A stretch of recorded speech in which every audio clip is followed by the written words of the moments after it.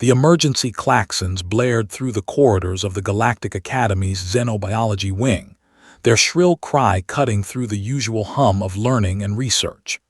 Commander Vexthar, a seasoned Krillian with scales that had seen 3 decades of military service, rushed toward the containment area with his security team close behind.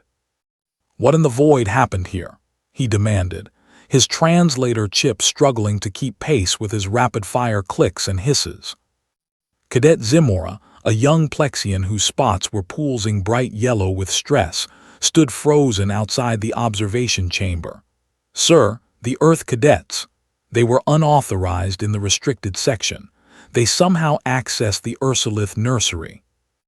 Vexthar's blood ran cold. The Ursuliths were one of the most dangerous species in the known galaxy, massive, bear-like creatures from the death world of Kragner, where gravity was 3 times standard and the predators made human nightmares look like children's tailies. The adults stood 4 meters tall and could tear through reinforced durasteel with their claws. And the cubs were worse. Young Ursuliths, when threatened or stressed, entered what xenobiologists called rage infancy, a survival mechanism that turned them into miniature engines of destruction. Their bone-crushing strength combined with undeveloped emotional control made them unpredictable, violent, and utterly lethal to anyone foolish enough to approach them. "Evacuate the wing," Vexthar ordered. "Get the tranquilizer team ready and—" "Sir, wait." Cadet Zimora's spots shifted to a confused purple. "You need to see this."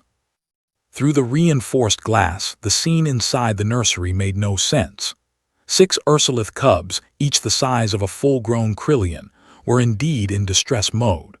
Their fur stood on end, their eyes glowed with that distinctive rage red, and low, rumbling growls emanated from their throats like distant thunder.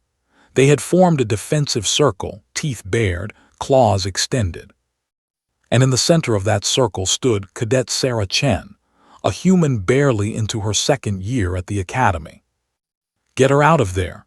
Vexthar slammed his fist against the emergency override panel, but the door wouldn't budge. "Why isn't this working?"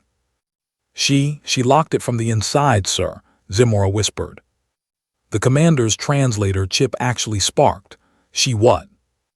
But what happened next would be discussed in xenopsychology classes for the next 50 years. Sarah Chen did not run. She did not scream. She did not even reach for the panic button that hung on her belt. Instead, she slowly lowered herself to her knees, making herself smaller, less threatening. The cubs' growls intensified, their muscles coiling to spring. "What is she doing?" Vexthar breathed, unable to look away. Sarah began to speak. The observers couldn't hear her words through the soundproofed glass, but they could see her lips moving, her expression soft and gentle. She extended one hand, not reaching out but simply offering it, palm down, non-threatening. The largest cub, a male with a distinctive white patch on his chest, took a step forward. His growl deepened, a clear warning. Any other species would have triggered the attack by now. The Ursulith cubs were seconds away from tearing her apart. Sarah didn't flinch. She maintained eye contact, something that should have been seen as a challenge. But somehow, impossibly, it wasn't. She was speaking in that same low, steady tone, her body language radiating something the sensors couldn't quantify but every being watching could feel. Calmness, absolute, unshakable calmness. "Pull up her biometric readings," Vexthar ordered. One of the technicians worked the console frantically. "Sir, her heart rate. It's only 70 beats per minute. That's resting rate for humans. She's not afraid." "That's impossible. She should be terrified." "Maybe that's the point," Zimora said softly. The white-patched cub was now inches from Sarah's hand. His hot breath condensed in the climate-controlled room. His teeth, each the size of a human finger, gleamed in the artificial light. One bite would take her hand clean off. Sarah didn't move her hand closer. She simply waited, still speaking in those gentle tones, her eyes conveying something that transcended species, language, and the vast differences in their evolutionary paths. Then the cub did something unprecedented. He stopped growling. His head lowered slightly, and his nose touched Sarah's palm. The contact lasted only a second, but it was enough. Whatever assessment he had made, whatever primal evaluation his instincts had performed, Sarah had passed. The other cub's growls faltered. Sarah slowly stood, and now the observers could see the incredible risk she was taking. She moved with deliberate care toward the white-patched cub, who tracked her with those rage-red eyes that were beginning to fade to amber. When she was close enough, she did something that made every being watching gasp in disbelief. She pressed her lips to the cub's forehead in a gentle kiss. "She's insane," someone whispered. "She's magnificent," Vexthar corrected, his military mind already seeing the implications. The white-patched cub's eyes fully shifted from red to warm amber. The rigid stance of his body softened. And then, impossibly, a new sound emerged from his throat, not a growl, but a deep, rumbling purr that resonated through the containment chamber. One by one, Sarah approached each cub. One by one, she offered that same gesture of affection, a kiss on the forehead, a gentle touch, soft words in her native tongue. And one by one, the most dangerous juveniles in the galaxy transformed from engines of destruction into something that looked remarkably like contentment. Within minutes, all 6 cubs were sprawled around Sarah, purring like enormous, deadly cats. One had rolled onto his back, exposing his vulnerable belly, the ultimate sign of trust in Ursulith body language. Another had draped himself across her lap, nearly crushing her with his weight, but she simply laughed and scratched behind his ears. Vexthar finally managed to override the door lock. He entered cautiously, his security team behind him with tranquilizer rifles at the ready. The cubs barely glanced up, too absorbed in Sarah's attention.